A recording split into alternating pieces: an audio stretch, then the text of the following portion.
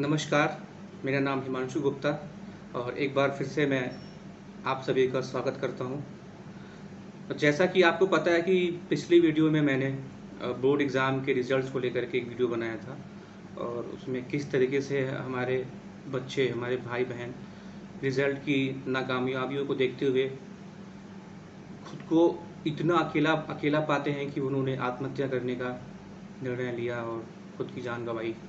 मैंने आपको एनसीआरबी की report, national crime reporting bureau के एक सर्वे के बारे में बताया था कि उसके सर्वे के मुताबिक हर एक घंटे में एक बच्चा, चाहे वो इंजीनियरिंग की तैयारी करता हो, चाहे वो मेडिकल की तैयारी करता हो, चाहे वो बोर्ड एग्ज़ाम को लेके फेल हो गया हो, वो आत्महत्या करता है। यानी 24 घंटे में 24 बच्चे अपनी जान गंवा दे रहे हैं और ये वो आंकड़े हैं जो रिपोर्टिंग की गई है कहीं समाचार पत्रों में या फिर किसी और माध्यम से इनको इकट्ठा करके हमारे सामने नेशनल क्राइम रिपोर्टिंग ब्यूरो ने प्रस्तुत किया है। अब आप ये सोचिए, एक घंटे में एक बच्चा सरकारी आंकड़ा बता रहा है, तो ऐसे कितने आंकड़े होंगे जो हमारे सामने नहीं आए होंगे।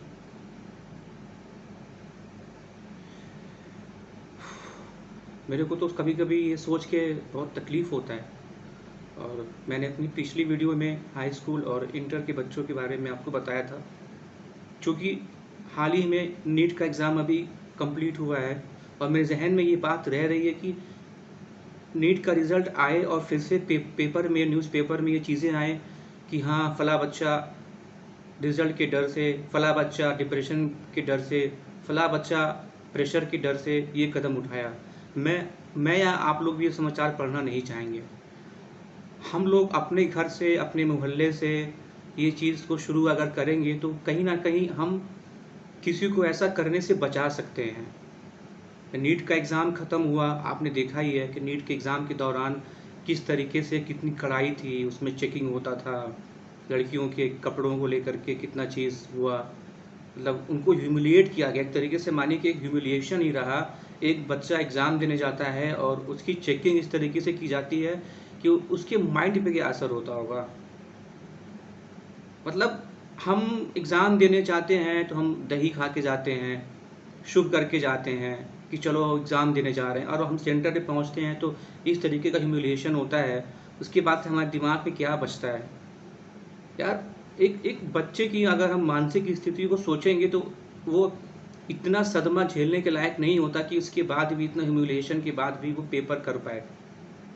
खैर, एग्ज़ाम ख़त्म हो चुका है, रिज़ल्ट भी हो सकता है चाहे जब आ जाए।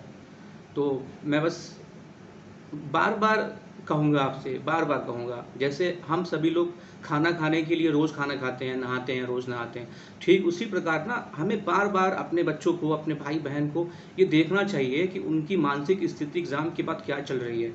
एग्ज़ाम देने के बाद वो कहीं खुद को घुटन में महसूस तो नहीं कर रहे हैं, कहीं खुद को निराशा तो नहीं मान रहे हैं कि हाँ, वो फ़ेल हो सकते हैं, या वो घुट रहे हैं अंदर-अंदर, कुंठित हो रहे हों किसी बात को लेकर के। हमें उनको उनकी मानसिक स्थिति को समझना पड़ेगा, हमें उनसे बात करनी पड़ेगी ताकि वो हमसे बिना किसी डर के अपनी बात कह सकें और खुद को हल्का महसूस कर सकें। एक सपोर्ट उनको देना पड़ेगा और इसके लिए हमें जितनी जल्दी हो शुरुआत करनी ही पड़ेगी। मैं एक देखिए, मेरा वीडियो बनाने का सिर्फ़ एक मकसद है कि एक संवाद स्थापित हो हमारे आपके बीच में। एक ऐसा संवाद जो आप भी महसूस करें और मैं भी महसूस कर रहा हूँ। तभी हम इस चीज़ को आगे बढ़ा पाएँगे, है ना? और आपने भी ऐसा महसूस किया होगा कि जब हमारे भाई, छोटे बहन या बच्चे भी होते हैं, जब वो बड़े हो रहे होते हैं, तो एक टाइम पे आता है कि हम उनको बोलते हैं, "अरे अब तो बच्चा बड़ा हो गया, अब वो अपना भला-बुरा देख सकता है। अब तो तुम कर लोगे, तुम बड़े हो गए हो, तुम सारी चीज़ें सँभाल लोगे।" पर कभी हम लोगों ने उस चीज़ को सोचा है कि वो चीज़ हम जब उससे कह रहे हैं कि तुम बड़े हो गए हो, तुम अपनी चीज़ें सँभाल सकते हो, वो भी तो एक प्रेशर देना हो गया ना। कहीं न कहीं उसको भी एक टाइम आता होगा कि उसको निराशा होती होगी। उसको भी लगता होगा कि वो अपनी बात आपसे बोल पाए, आपसे कह पाए।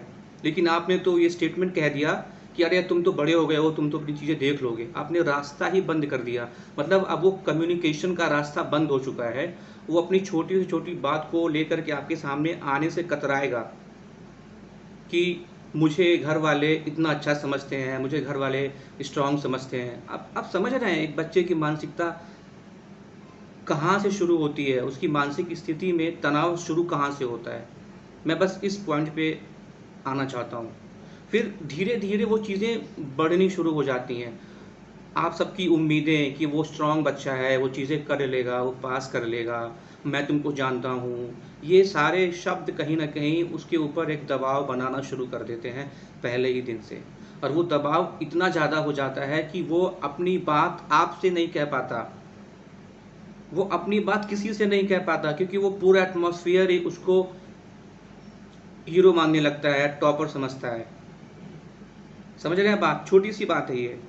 तो प्लीज़ अगर ये चीज़ें आप बोल रहे हो, तो आप अपनी ज़िम्मेदारी से मत भागिए। आप बड़े हो, आप बड़े भाई हो, आप पिता हो। आपका ये फ़र्ज़ बनता है कि आप बार-बार टोकोगे। उसको बुरा लगेगा फिर भी आप टोकना बंद नहीं करोगे।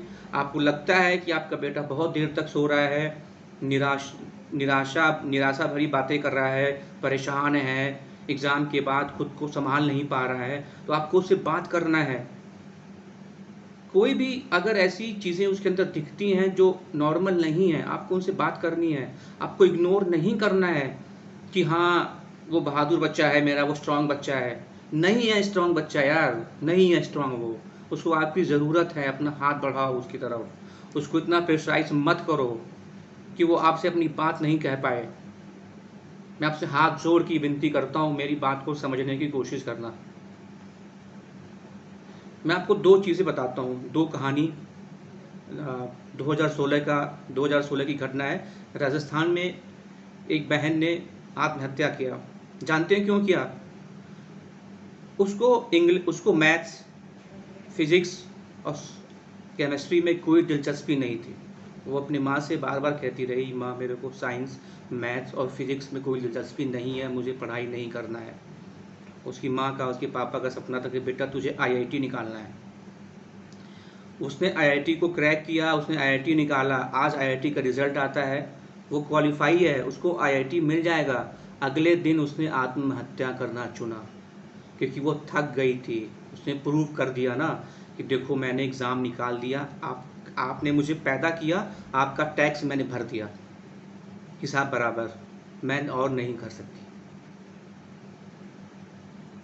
सोच रहे हो आप? बच्चा एग्ज़ाम निकाल करके आत्महत्या करना चुना क्योंकि उसकी बात को सुनने वाला ही नहीं था। वो बोल रहा है कि मुझे मैथ, केमिस्ट्री, फिज़िक्स नहीं पसंद है माँ, मुझे पल्ले नहीं पड़ता है। पर नहीं, हमें तो अपने सपनों को अपने बच्चों से पूरा कराना है। अपनी झूठी शान की वजह से हमें अपने बच्चों के जीवन के साथ खेलना है। यार यार हमने बच्चा पैदा कर दिया तो क्या हम उसे गुलामी करवाएँगे? मतलब ये सवाल क्या है, हमने कभी खुद से पूछा है कि हम उसको एक अच्छी परवरिश ना दे करके हम उसको इतना दबाव दे रहे हैं कि वो अपने आप को प्रूव करने के चक्कर में जान दे रहा है। अब मेरी बात को आप देखिएगा, सोचिएगा। 2016 की घटना है, मैं आपको ये पूरे न्यूज़पेपर की कटिंग आपको डिस्क्रिप्शन में दे दूँगा, आप वहाँ पे पूरा समाचार पढ़ सकते हैं। दूसरी घटना का अगर मैं ज़िक्र करूँ, मध्य प्रदेश की एक लड़की, नीट एग्ज़ाम का रिज़ल्ट अभी घोषित होना था 2 दिन पहले। उसको इतना डर हुआ, वो इतनी भयभीत हो गई रिज़ल्ट के परिणाम से कि उसने 2 दिन पहले ही आत्महत्या कर लिया। कि वो उसके डर को कोई समझ नहीं पाएगा। आप सोच रहे हैं, मतलब उसने जब एग्ज़ाम दिया होगा, तो एग्ज़ाम देने से लगाए रिज़ल्ट आने से 2 दिन पहले तक कितनी भयभीत रही होगी, कितने दबाव में रही होगी कि वो अपनी बात कह नहीं पा रही है यार, जूझ रही है कि कोई तो मेरी बात समझ लो, मैं डरी हुई हूँ, मैं निराशावादी हो रही हूँ, मैं डिप्रेशन में जा रही हूँ, कोई तो मेरी बात समझ लो। लेकिन नहीं, मेरी बेटी तो स्ट्रॉन्ग है, मेरी बेटी टॉपर है, मेरी बेटी कर लेगी, वो डॉक्टर बन जाएगी। उसको कह करके हमने उसको इतना दबाव दे दिया कि वो सदमा झेल नहीं पाई। इस तरीके की बहुत सारी घटनाएं आपको गूगल करेंगे आपको मिल जाएगा। एमपी, राजस्थान, कर्नाटक, चेन्नई, दिल्ली, बेंगलोर, यूपी, हर जगह से ये समाचार गूगल पे पटे पड़े हैं, आप उसको देख सकते हैं, खुद पढ़ सकते हैं कि रीज़न क्या है इन सब के पीछे। सिर्फ 3 रीज़न जो मेन रीज़न है: डर, रिजल्ट का डर, डिप्रेशन और उम्मीदें। मतलब हम क्यों उम्मीद लगा के बैठे हुए हैं अपने बच्चों से? यार वो उसको तय करने दो वो टॉपर है कि नहीं है, उसको देखने दो। वो अगर इंटर में टॉपर है तो यार इंटर की पढ़ाई अलग होती है, कंपटीशन की पढ़ाई अलग है। उसको बार बार ये मत फील कराओ कि बेटा तुम टॉपर रहे हो इंटर के, तुमसे सारे एग्जाम निकल जाएंगे, ये नीट क्या है, इंजीनियरिंग एडवांस किया है, तुम तो सारे एग्जाम निकाल लोगे, तुम टॉपर रहे हो बेटा, टॉपर रहे हो तुम। प्लीज़ प्लीज़ उसके ऊपर दबाव मत दीजिए। उसको पता है, उसकी अपनी कैपेबिलिटी पता है कि वो क्या करना चाहता है, वो कहाँ तक अपने आप को लेके जा सकता है। उसको इतना स्पेस दीजिए कि वो अपने करियर के बारे में, अपने डर के बारे में, अपने डिप्रेशन के बारे में आपसे डिस्कस कर पाए कि हाँ माँ, हाँ पिताजी, मुझसे नहीं हो रहा है, मैं आपकी उम्मीदों पे नहीं उतर पाऊँगा, मैं ये करना चाहता हूँ। प्लीज़ इस चीज़ पे आप गौर कीजिए। मैं आपको एक और कहानी बताता हूँ। एक बच्चा 4 साल से इंजीनियरिंग की तैयारी कर रहा था और उसने पूरा एक पेज का लेख लिखा है। पता है, एक पेज का पूरा लेख है कि मैं पिछले 4 साल में हँसना भूल गया, रोना भूल गया, दोस्तों के साथ खेलना कूदना भूल गया। मैं मानसिक रूप से बहुत कमज़ोर हो गया हूँ। मैं भले ही आज आईआईटी में दाखिला हो गया है मेरा, मैं भले ही आज आईआईटी बॉम्बे में पढ़ाई कर रहा हूँ, लेकिन मैं अंदर से बहुत टूट गया हूँ, मैं अंदर से बहुत कुंठित महसूस करता हूँ। मेरी सामाजिक ज़िंदगी का क्या, मैं लोगों में घुल मिल नहीं पा रहा हूँ। आप सोच रहे हैं, आप आईआईटी में बंदा जाने के बाद भी अपने आप को सबसे अलग थलग महसूस कर रहा है, उसके ऊपर मानसिक दबाव हुआ कि नहीं हुआ? और आपने इतना न्यूज़ देखा होगा कि आईआईटी में जाने के बाद, एमबीबीएस करने के बाद, पीजी की पढ़ाई के दौरान भी लोग आत्महत्या कर रहे हैं। ये वही लोग होते हैं जिनके ऊपर इतना प्रेशर होता है कि एग्ज़ाम तो निकाल ले रहे हैं, पर मानसिक रूप से इतने कमज़ोर हो जाते हैं कि अपनी मानसिक स्थिति का अंदाज़ा नहीं लगा पाते और अपने जानों की आहुति दे देते हैं। ऐसे सारे केस आपको गूगल पे भरे पड़े हैं, पटे पड़े हैं, मैं कह रहा हूँ पटे पड़े हैं। आप एक बार सर्च करेंगे, आपको कितने समाचार, कितने न्यूज़पेपर में ये सारी रिपोर्टिंग मिल जाएगी। मैं जानता हूँ कि कोई नई बात मैं आपसे नहीं कह रहा हूँ, ये सारी बातें आपको पता हैं। पर जिस तरीके से हम रोज़ खाना खाते हैं, हमें पता है कि हमें भूख लग रहा है, हमें खाना खाना है, वैसे ये सारी बातें बार-बार होनी चाहिए। भले ही हमें पता है, आपको पता है, बार-बार हमें अपने बच्चों को, अपने भाई, अपने बहन को ये बातें बतानी पड़ेंगी कि हाँ बेटा, मैं तुम्हारे साथ हूँ। तुम इतना डर, इतना भयभीत मत रहो। ज़रूरी नहीं है कि तुम सिर्फ़ एक डॉक्टर बनो, एक इंजीनियर बनो। अपने आप की मानसिक स्थिति को तुम सही सलामत रखो ताकि जीवन में तुम कुछ भी कर सको। बार बार ये चीज़ें कहने की ज़रूरत होती हैं, बार बार जगाने की ज़रूरत होती है। ये नहीं कि एक बार कह दिया, 2 बार कह दिया, नहीं यार। यार आप बड़े हो, आपका दायित्व बनता है ये बार बार अपने बच्चों से कहने के लिए, क्योंकि बड़े होने का फ़र्ज़ तभी तो निभाओगे जब तक आप टोकोगे नहीं पढ़ाई करने के लिए, आप उसकी गतिविधियों को आप देखोगे नहीं, उसकी गतिविधियों को देख करके उससे बात नहीं करोगे, तो तब तक आपकी ज़िम्मेदारी पूरी नहीं होगी। चाहे वो आपकी ज़िम्मेदारी की बात हो, चाहे खुद मेरी ज़िम्मेदारी की बात हो। हमें इस तरीके से अपने भाई, अपने बहन, अपने बच्चों को ढालना पड़ेगा कि वो अपनी मानसिक तनाव को हमसे बाँट पाएँ, हमारे साथ बैठ पाएँ, वो इतना कंफर्टेबल रहें कि वो हमसे बैठ कर के अपनी मन की बात कह पाएँ। किसी बाहरी आदमी, किसी सोशल प्लेटफ़ॉर्म तक ना जाएँ, अपने दिमाग को उसमें ना उलझाने की कोशिश करें।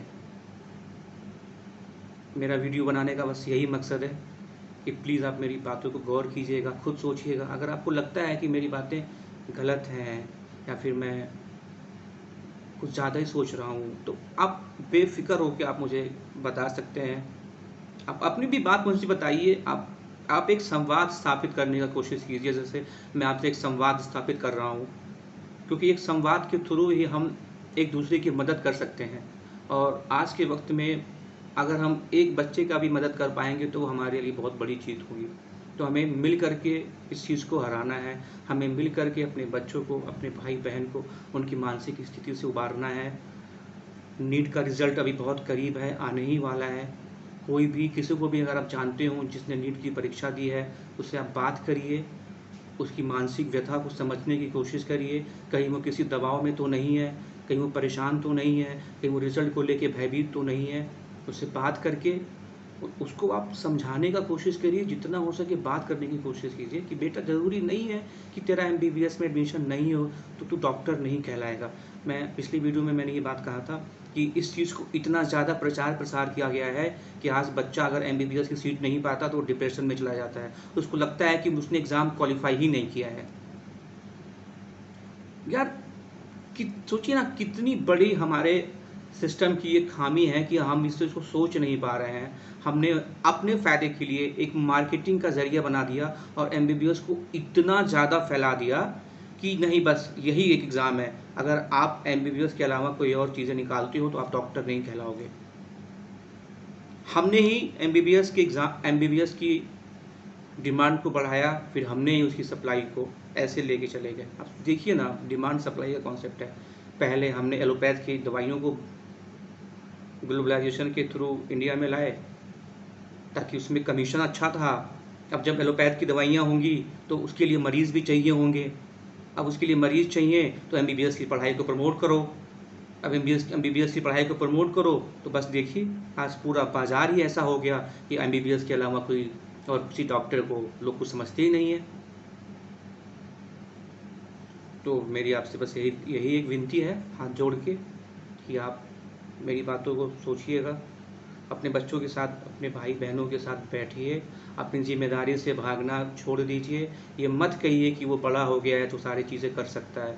नहीं, कहीं न कहीं ये चीज़ उसके मन में एक प्रेशर लाता है कि हाँ, मुझे भैया, मुझे पापा, सब लोग ये समझते हैं कि मैं टॉपर रहा हूँ, मैं पढ़ने में अच्छा हूँ, तो मैं सारी चीज़ें कर सकता हूँ। बिल्कुल कर सकता है वो, ऐसी इसमें कोई दो राय नहीं है। पर फिर भी हमें अगर वो लगता है इन सब बातों से वो दबाव महसूस करता है तो नहीं, आप उससे बात करिए, उसको बोलिए दबाव की कोई ज़रूरत नहीं है बेटा, फेल होना भी अच्छा है, फेल होना भी अच्छा है, फेल हो सकते हो तुम, कोई बात नहीं है।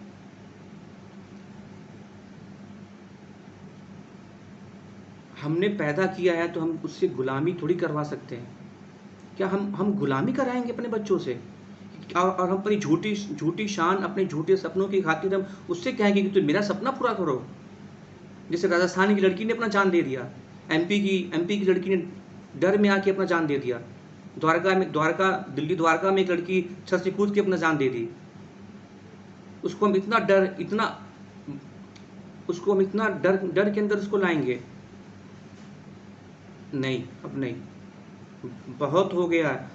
मेरे प्यारे भाइयों बहनों दोस्तों, तुम्हारी ज़िंदगी है, अपने ज़िंदगी को अपने अपने तरीके से जियो। कोई डर नहीं, कोई दबाव नहीं, किसी भी प्रकार का तुम्हें कोई दबाव, कोई डर महसूस करने की ज़रूरत नहीं है। तुम्हें अगर लगता है कि तुम एग्ज़ाम निकाल सकते हो, तुम निकालो। तुम्हें लगता है कि तुम नहीं कर सकते हो, तुम बेहिचक अपने पेरेंट्स से बात करो कि पापा मम्मी, मुझे ये चीज़ समझ में नहीं आ रहा है, मैं अपना करियर दूसरा चूज़ करना चाहता हूँ। पर किसी के दबाव में, किसी के झूठे शान के लिए, किसी की उम्मीदों के लिए तुम अपने सपने को, अपनी ज़िंदगी को दांव पे मत लगाओ। ये तुम्हारी ज़िंदगी है, इसको समझो। इसमें गलती चाहे हमारे माँ बाप की हो, चाहे किसी की भी हो। जो गलत है वो गलत है।